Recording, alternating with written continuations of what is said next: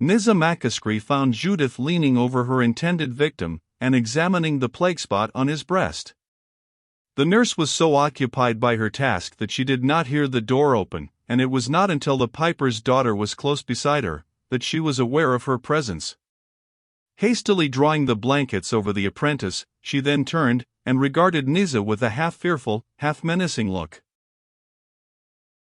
"What brings you here again?" she inquired, sharply. "Ask your own heart, and it will tell you," rejoined Nizza, boldly. "I am come to preserve the life of this poor youth." "If you think you can nurse him better than I can, you can take my place and welcome," returned Judith, affecting not to understand her. "I have plenty of other business to attend to, and should be glad to be released from the trouble." "Can she already have effected her fell purpose?" thought Nizza, gazing at the apprentice, whose perturbed features proclaimed that his slumber procured him no rest from suffering. No, she has not had time." "I accept your offer," she added, aloud. "But what will your father say to this arrangement?" asked Judith. "When he knows my motive, he will not blame me," answered Nizza. "Here I take my place," she continued, seating herself, "and will not quit it till he is out of danger." "Your love for this youth borders upon insanity," cried Judith, angrily. "You shall not destroy yourself thus." "Neither shall you destroy him," retorted Nizza. "It is to prevent the commission of the crime you meditate, and for which you have been paid, that I am determined to remain with him." As she said this, a singular and frightful change took place in the nurse's appearance. A slight expression of alarm was at first visible, but it was instantly succeeded by a look so savage and vindictive, that Nizza almost repented having provoked the ire of so unscrupulous a person. But summoning up all her resolution, she returned Judith's glance with one as stern and steady, if not so malignant as her own. A deep silence prevailed for a few minutes, during which each fancied she could read the other's thoughts. In Nizza's opinion, the nurse was revolving some desperate expedient, and she kept on her guard, lest an attack should be made upon her life. And some such design did, in reality, cross Judith, but abandoning it as soon as formed, she resolved to have recourse to more secret, but not less certain measures. "Well," she said, breaking silence, "since you are determined to have your own way, and catch the plague, and most likely perish from it, I shall not try to hinder you. Do what you please, and see what will come of it." And she made as if about to depart, but finding Nizza did not attempt to stop her, she halted. "I cannot leave you thus," she continued. "If you will remain, take this ointment," producing a small jar, "and rub the plague spot with it. It is a sovereign remedy, and will certainly effect a cure." "I will not touch it," returned Nizza. "His death, then, be upon your head," rejoined Judith, quitting the vault, and closing the door after her. Greatly relieved by her departure, Nizza began to consider what she should do, and whether it would be possible to remove the apprentice to some safer place. While occupied with these reflections, the object of her solicitude heaved a deep sigh, and opening his eyes, fixed them upon her. It was evident, however, that he did not know her, but as far as could be gathered from his ravings, mistook her for Amabel. By degrees he grew calmer, and the throbbing anguish of the tumor in some measure subsiding, his faculties returned to him. "Where am I?" he exclaimed, pressing his hand forcibly to his brow, "and what is the matter with me?" "You are in a vault, near St. Faith's," replied Nizza, "and I will not deceive you, the disorder you are laboring under is the plague." "The plague," echoed Leonard, with a look of horror. "Ah! Now I recollect. I was attacked immediately after Amabel's departure with her father. Heaven be praised! She is safe. That is some consolation amid all this misery. Could my master behold me now, he would pity me, and so perhaps would his daughter." "Heed her not," rejoined Nizza, in a slightly reproachful tone, "she does not deserve consideration. to return to yourself. You are not safe here. Judith Malmains has been hired to take away your life. Are you able to move hence? I hope so, replied Leonard, raising himself on his arm. Wrap a blanket round you, then, and follow me, said Niza, taking up the lamp and hastening to the door. Ah, she exclaimed, with a cry of anguish, it is locked. This building is destined to be my prison, and that treacherous woman my jailer, groaned Leonard, sinking backwards. Do not despair, cried Niza, I will accomplish your deliverance. So saying, she tried, by knocking against the door and by loud outcries, to give the alarm. But no answer was returned, and she soon became convinced that Judith had fastened the door of the charnel, which, it will be remembered, lay between the vault and the body of St. Faith's. Hence, no sound could teach the outer structure. Disturbed by what had just occurred, Leonard's senses again wandered, but, exerting all her powers to tranquilize him, Niza at last succeeded so well that he sunk into a slumber. Almost regarding his situation as hopeless, she took up the lamp, and searching the vault, found the pan containing the half-made poultice. The fire smoldered on the hearth, and replenishing it from a scanty supply in one corner, she heated the poultice and applied it to the tumor. This done, she continued her search. But though she found several phials, each bearing the name of some remedy for the pestilence, her distrust of Judith would not allow her to use any of them. Resuming her seat by the couch of the sufferer, and worn out with fatigue and anxiety, she presently dropped asleep. She was awakened after a while by a slight noise near her, and beheld Judith bending over the apprentice, with a pot of ointment in her hand, which she was about to apply to the part affected. The poultice had already been removed. Uttering a loud cry, Niza started to her feet, and snatching the ointment from the nurse, threw it away. As soon as the latter recovered from her surprise, she seized her assailant, and forced her into the seat she had just quitted. Stir not till I give you permission, she cried, fiercely, I wish to cure this young man, if you will let me. You intend to murder him, replied Niza, but while I live you shall never accomplish your atrocious purpose. Help! Help!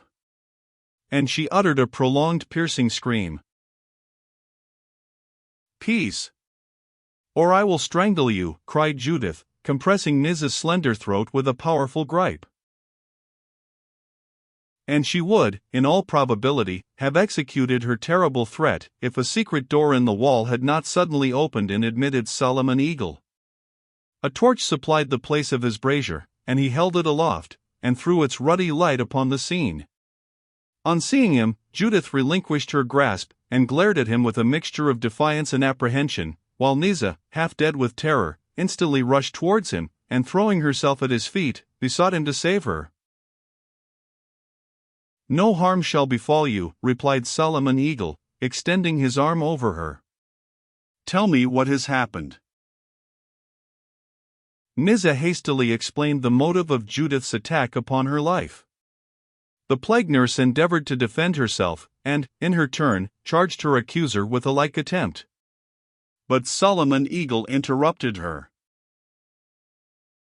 Be silent, false woman, he cried, and think not to delude me with these idle fabrications.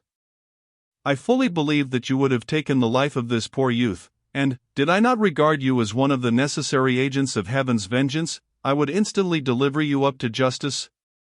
But the measure of your iniquities is not yet filled up. Your former crimes are not unknown to me.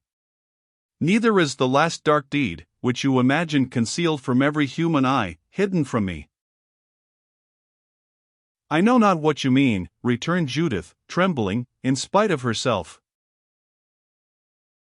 I will tell you, then, rejoined Solomon Eagle, catching her hand, and dragging her into the furthest corner of the vault. Give ear to me, he continued, in a low voice, and doubt, if you can, that I have witnessed what I relate.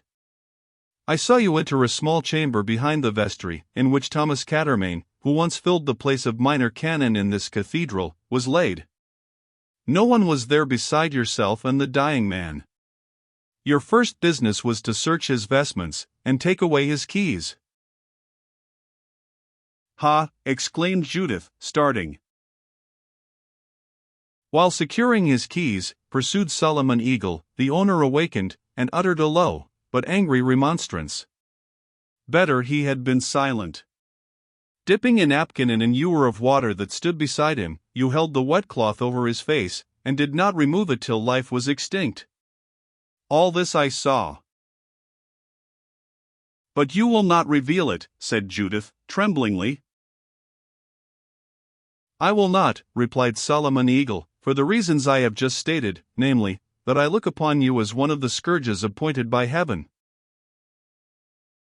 And so I am, rejoined Judith, with impious exultation. It is my mission to destroy and pillage, and I will fulfill it. Take heed you do not exceed it, replied Solomon Eagle. Lift a finger against either of these young persons, and I will reveal all. Yes, he continued, menacingly, I will disclose such dreadful things against you, that you will assuredly be adjudged to a gibbet higher than the highest tower of this proud fane. I defy you, wretch, retorted Judith. You can prove nothing against me. Defy me, ha, cried Solomon Eagle, with a terrible laugh. First, he added, dashing her backwards against the wall, first, to prove my power. Next, he continued, drawing from her pockets a bunch of keys, to show that I speak the truth. These were taken from the vest of the murdered man. No one, as yet, but ourselves, knows that he is dead. And who shall say which of the two is the murderer? Cried Judith. Villain! I charge you with the deed. You are, indeed, well fitted for your appointed task, returned Solomon Eagle, gazing at her with astonishment, for sometimes heaven, for its own wise purpose, will allow the children of hell to execute its vengeance upon earth. But think not you will always thus escape. No, you may pursue your evil course for a while, you, and your companion in crime, but a day of retribution will arrive for both, a day when ye shall be devoured, living, by flames of fire, when all your sins shall arise before your eyes, and ye shall have no time for repentance, and when ye shall pass from one fierce fire to another yet fiercer, and wholly unquenchable. As he concluded, he again dashed her against the wall with such violence that she fell senseless upon the ground. And now, he said, turning to Nizamagascree, who looked on in alarm and surprise, what can I do for you? Bear this youth to a place of safety, was her answer. Solomon Eagle answered by lifting up the pallet upon which Leonard was laid, with as much ease as if it had been an infant's cradle, and calling on Niza to bring the torch, passed with his burden through the secret door. Directing her to close it after them, he took his way along a narrow stone passage, until he came to a chink in the wall commanding a small chamber, and desired her to look through it. She obeyed, and beheld, stretched upon a couch, the corpse of a man. It is Mr. Quatermain, the minor canon, she said, retiring. It is, returned Solomon Eagle, and it will be supposed that he died of the plague. But his end was accelerated by Judith Malmains. Without allowing her time for reply, he pursued his course, traversing another long, narrow passage. Where are we? Asked Niza, as they arrived at the foot of a spiral stone staircase. Beneath the central tower of the cathedral, replied Solomon Eagle. I will take you to a cell known only to myself, where this youth will be in perfect safety. Ascending the staircase, they passed through an arched door, and entered the great northern ambulatory. Niza gazed down for a moment into the nave, but all was buried in darkness, and no sound reached her to give her an idea that anyone was below. Proceeding towards the west, Solomon Eagle arrived at a small recess in the wall opposite one of the broad arched openings looking into the nave, and entering it, pressed against a spring at the further extremity, and a stone door flying open, discovered a secret cell, on the floor of which his brazier was burning. Depositing his burden on the floor, he said to Niza, he is now safe. Go in search of proper assistance, and I will watch by him till you return. Niza did not require a second exhortation, but quitting the cell, and noticing its situation, swiftly descended the winding staircase, and hurrying along the northern aisle, proceeded to a small chamber beneath the tower at its western extremity, which she knew was occupied by one of the vergers.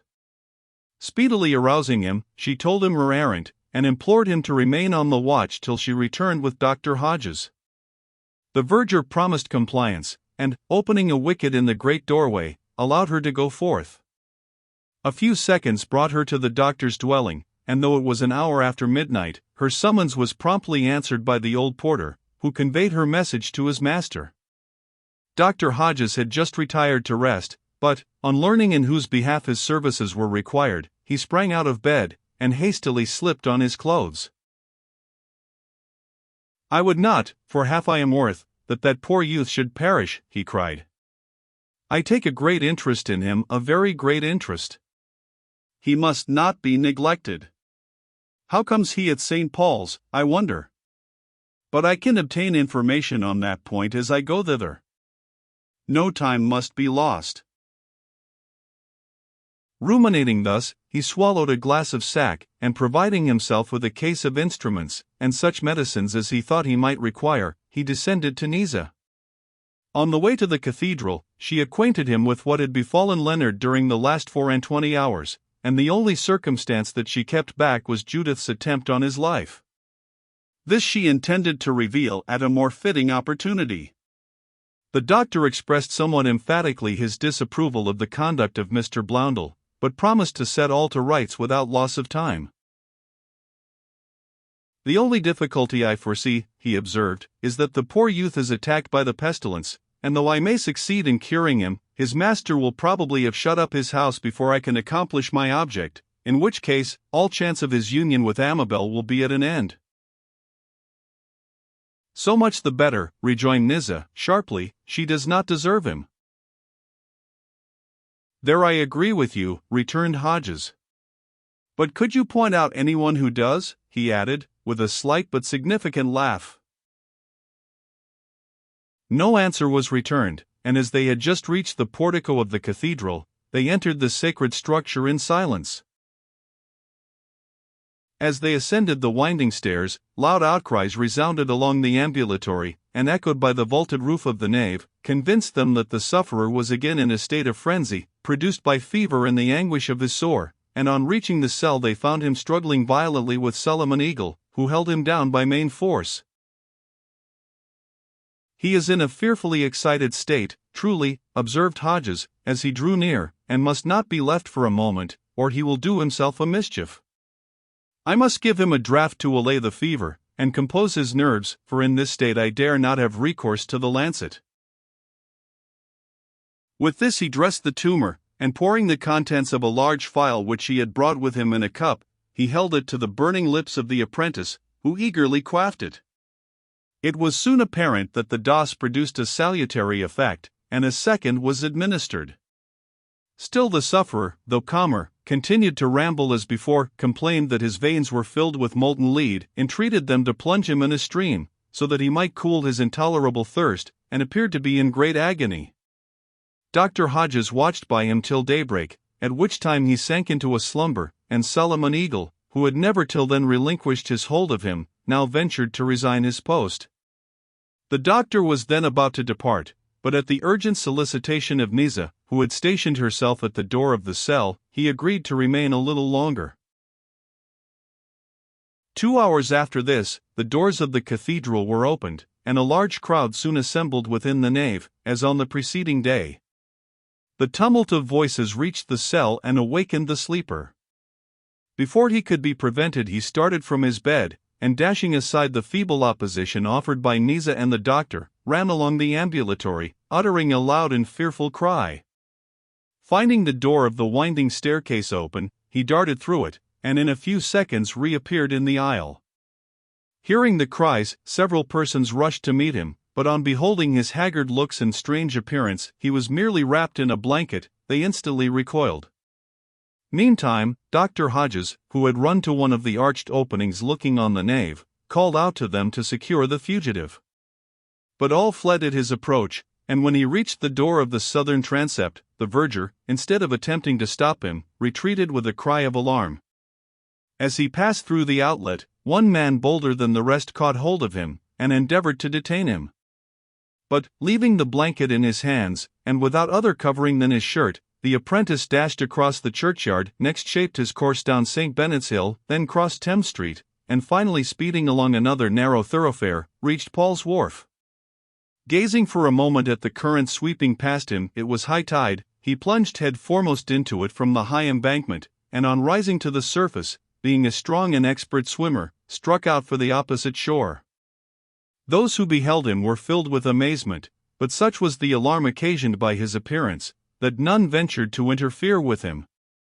He had not crossed more than a fourth part of the stream when Dr. Hodges arrived at the wharf, but neither promises of reward nor threats could induce any of the watermen to follow him.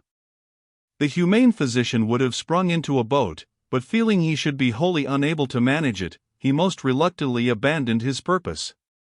Scarcely doubting what the result of this rash attempt would be, and yet unable to tear himself away, he lingered on the wharf till he saw Leonard reach the opposite bank, where an attempt was made by a party of persons to seize him. But instead of quietly surrendering himself, the apprentice instantly leapt into the river again, and began to swim back towards the point whence he had started. Amazed at what he saw, the doctor ordered his servant, who by this time had joined the group, to bring a blanket, and descending to the edge of the river, awaited the swimmer's arrival. In less than 10 minutes he had reached the shore, and clambering on the bank, fell from exhaustion. "This is a violent effort of nature, which has accomplished more than science or skill could do," said Hodges, as he gazed on the body, and saw that the pestilential tumor had wholly disappeared. "He is completely cured of the plague." And throwing the blanket over him, he ordered him to be conveyed to his own house.